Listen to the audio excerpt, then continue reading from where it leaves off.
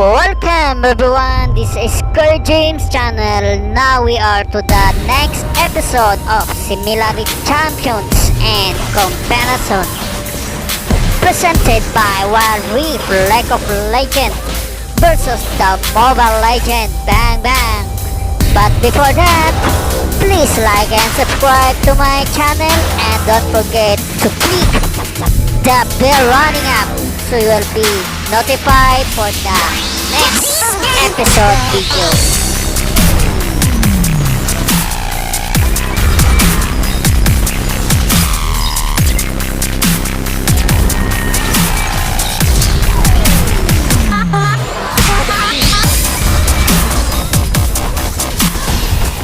Hello everyone, it's Monetize.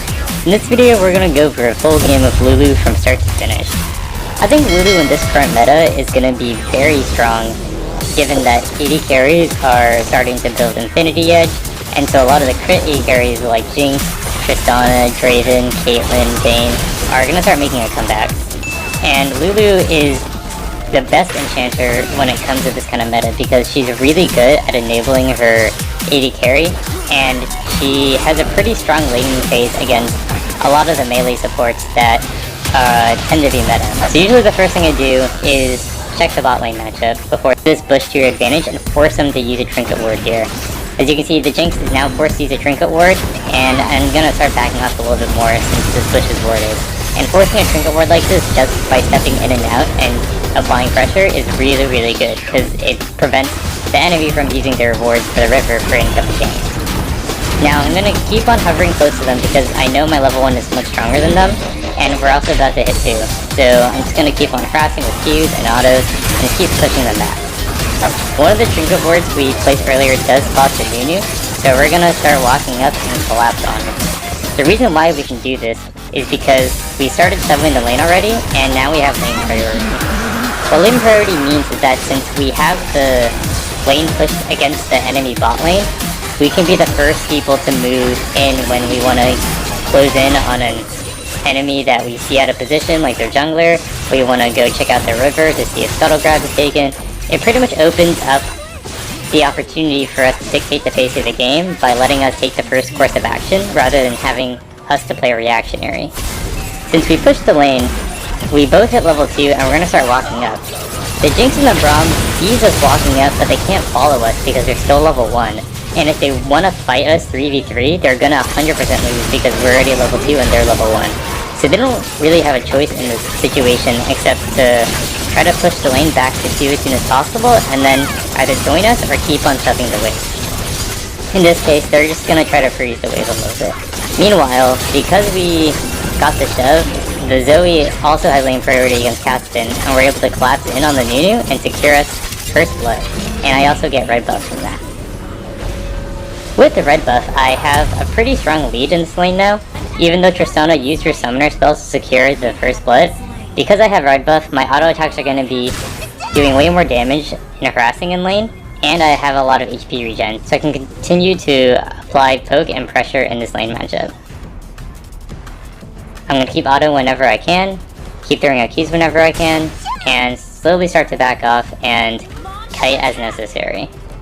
I'm okay with taking slightly worse trades just because with my red buff regen, I know that I can out-sustain them in the long run. So as long as we keep taking slow trades over time, we'll eventually get to the point where we have enough pressure where they have to back off, and then we can take some turret plating gold, or we can choose to recall favorably. As it closes the turret, I'm going to start autoing the turret, and I try to throw a Q and back up immediately. I do this because if my Q happens to damage either Jinx or Braum, I need to be out of turret range in order to avoid taking a turret auto. Because if you take the turret auto, you're not really winning that trade to begin with. And as this lane is pushing, I'm going to keep trying to auto the creeps as much as possible, so that way Tristana can help push the lane sooner, and we can keep on applying pressure and get our first turret plating. We see the Nunu's coming here. Jinx put some really nice traps down, so I do have to flash over the trap towards the top right. Meanwhile, once I realize Tristana is dead, I have to start backing off so that way I don't transfer red buff back to the enemy team. Because I'm just walking back on my own, I am able to get within my turret range safety, and I do end up living. It was a pretty close exchange. We almost got the Jinx, but it's okay that Tristana died. Once a recall, I'm gonna buy a Frostfang, Dark Seal, boots, and refillable potions. I like taking Dark Seal in matchups where I know I can dictate the pace of the lane, and matchups where I know I can start snowballing. With the combination of Dark Seal and refillable potion, I'll have a lot more pressure in lane, and I can continue to continuously use my lead well by buying the Dark Seal. In terms of skill ordering, I do like to put a couple extra points in the E for the harass and shielding in lane, but after 3 points in the E, I don't like to put any more points in, and instead I like to max W. I like to max W first because if you go the route of putting 3 points in the E and then maxing W afterwards, you can then get W max at level 10, which is around the time when you start team fighting. And having the extra duration in polymorph is much more useful than the extra damage and shielding you can get from the E, in my personal opinion.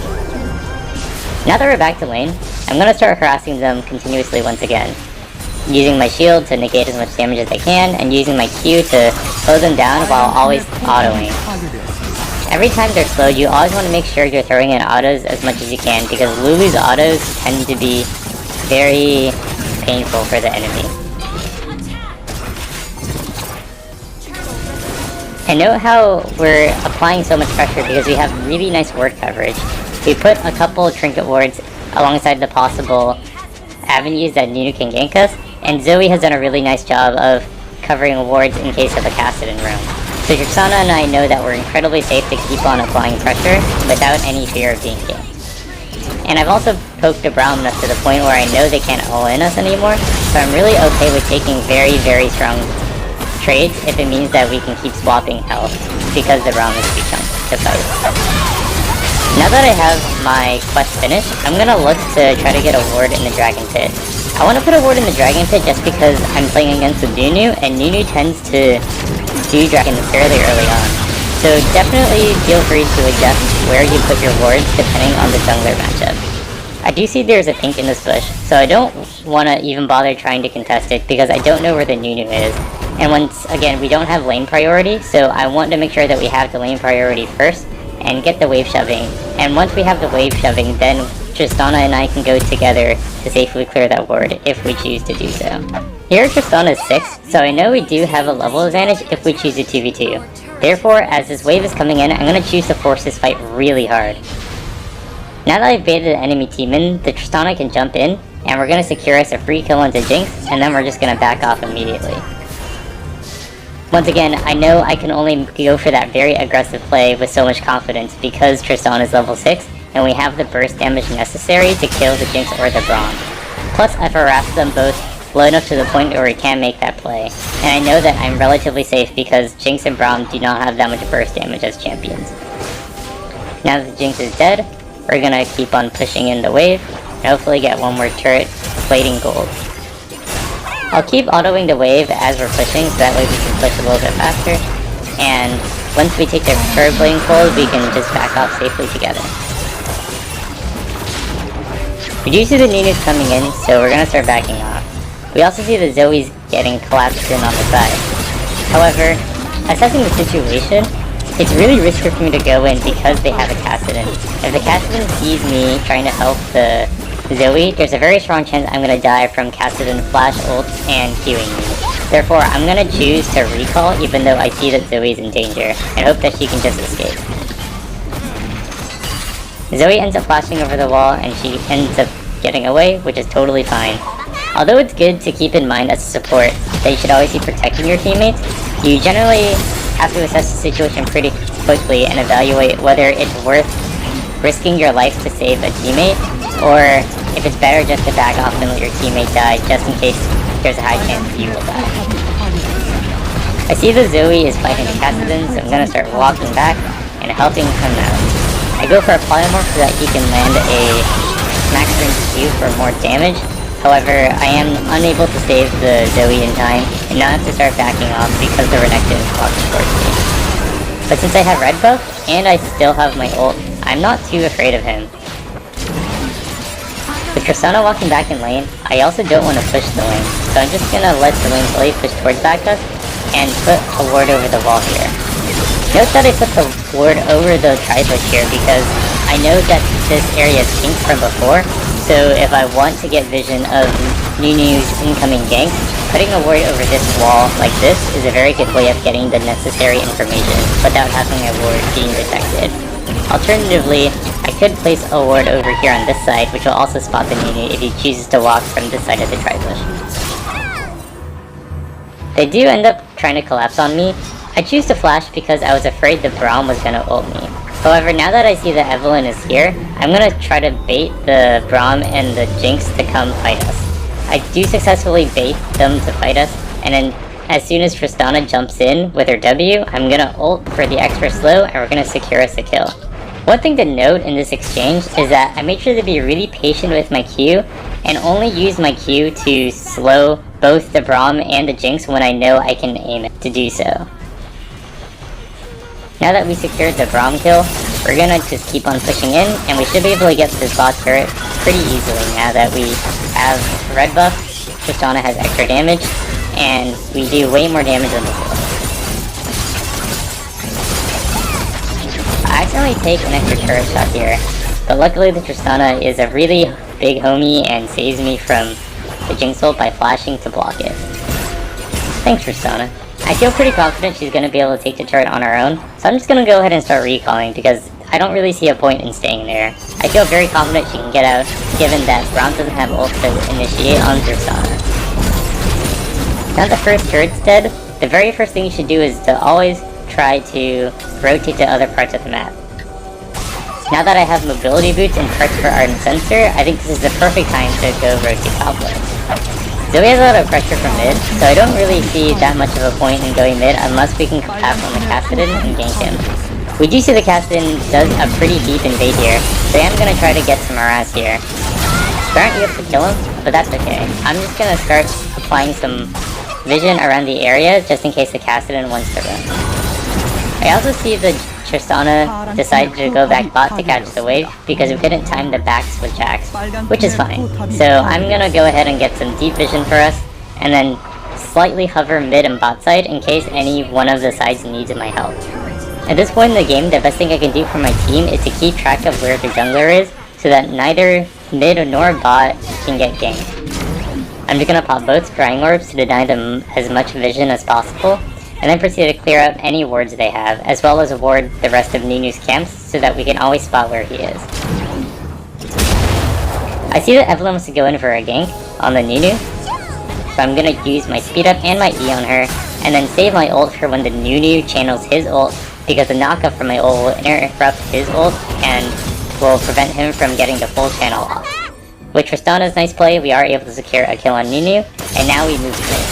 The reason why we can move mid now is because Kassadin doesn't have much wave clear for the Tristana to keep on pushing. So with that in mind, we're just going to group up and very heavily pressure this mid turret.